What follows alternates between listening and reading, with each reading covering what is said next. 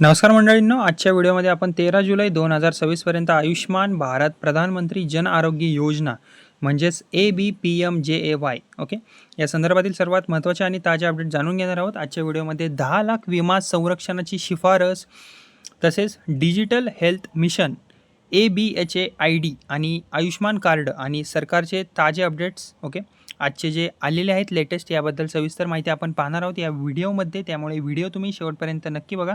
आता जी पहिली अपडेट आलेली आहे ती आहे 10 लाख विमा संरक्षणाची मोठी शिफारस ओके.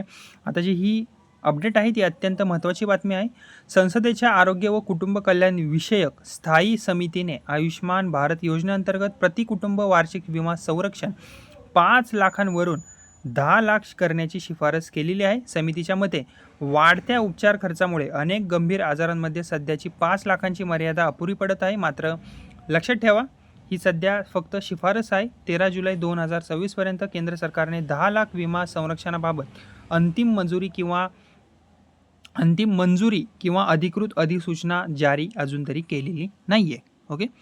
आता जी दुसरी अपडेट आहे त्याबद्दल सांगायचं झालं तर केंद्रीय आरोग्य मंत्री यांनी माहिती दिलेली आहे की सध्या Ayushman Bharat digital mission ABDM अंतर्गत देशभरात 93.95 कोटींपेक्षा जास्त ABHAID तयार करण्यात आलेले आहेत. यामुळे नागरिकांचे डिजिटल आरोग्य रेकॉर्ड सुरक्षित ठेवणे, डॉक्टर आणि रुग्णालयांमध्ये माहितीची देवाणघेवाण करणे आणि उपचार प्रक्रिया अधिक आता सोपी होणार आहे ओके.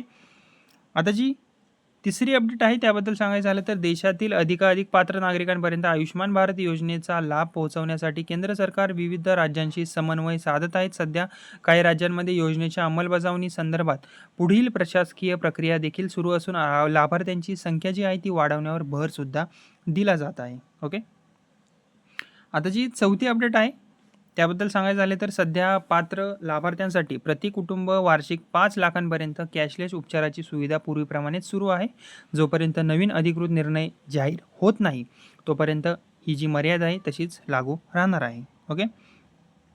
आता जी पाचवी अपडेट आहे त्याबद्दल सांगायचं झालं तर जर तुम्ही मंडळींनो आयुष्मान भारत योजनेचे लाभार्थी असाल तर तुमचे आयुष्मान कार्ड म्हणजेच की गोल्डन कार्ड तयार आहे का ते तुम्ही तपासून घ्या. ABHAID तयार करून घ्या किंवा तुम्ही अपडेट करून ठेवा ओके. आधार आणि मोबाईल क्रमांक योग्य असल्याची खात्री करा. उपचारासाठी केवळ अधिकृत इम्पॅनल्ड हॉस्पिटलचाच तुम्ही वापर करा ओके.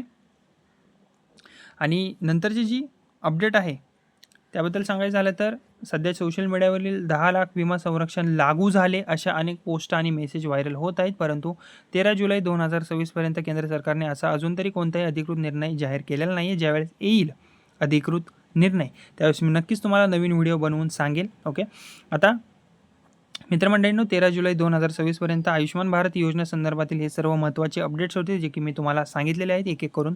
तुमच्याकडे आयुष्मान कार्ड आहे का आणि 10 लाख विमा संरक्षणाबाबत तुमचे मत काय आहे ओके. आम्हाला कमेंटमध्ये नक्की सांगा तुम्ही ओके. आणि काही याविषयी प्रश्न असतील ते सुद्धा तुम्ही आम्हाला सांगू शकता ओके, विचारू शकता कमेंटमध्ये. मी नक्कीच तुम्हाला रिप्लाय देण्याचा प्रयत्न करेल.